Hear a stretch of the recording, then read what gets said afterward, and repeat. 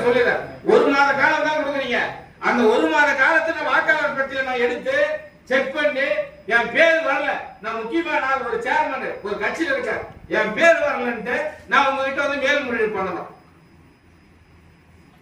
1 மாசம் நீங்க கொடுக்குறீங்க டைம், மேல்முறையீடு பண்ணணும். அந்த மேல்முறையீடு நீங்க ஏத்துக்கினா நான் வாக்களிக்கலாம், நீங்க ஏத்துக்கிட்டா அந்த வாக்காளர் பட்டியலில் பேர் இருக்கும். இல்லன்னா என்ன பண்ண முடியும்? அதுக்கு தான் சொல்றேன். நாங்க ஏன் எதிர்க்கிறேன்னா, இவரு வேண்டப்பட்டவர் அவர் வேண்டப்பட்டல, எல்லா கட்சிக்கும் ஆதரவாக தான் திராவிட முன்னேற்ற கழகம் முதலமைச்சர் வாதாடுறாரு. இன்னைக்கு கூட கோர்ட்டுக்கு போயிருக்கோம். எதுக்கு இது? இதெல்லாம் குளறுபடி வரும். அவசர அவசரமா 1 மாசத்திலே முடிக்கலாம். 1 மாசத்துல பப்ளிக் கிட்ட வாக்காளர் கிட்ட வாங்கணும், வாங்கி அதை சேர்க்கணும். சேர்க்க சொல்ல அந்த ஃபார்ம் எடுத்து போச்சு, அந்த ஃபார்ம் விழுந்து போச்சுன்னு வச்சுக்கங்க, ஃபார்ம் தொலைஞ்சு போச்சுன்னு வச்சுங்க, வாக்காளர் பட்டியலில் பேர் வராது. 1 மாதம் கழித்து ஒரு மேல்முறையீடு வரணும். அதனாலதான் இந்த SIR திராவிட முன்னேற்ற கழகம் எதிர்க்கிறோம்.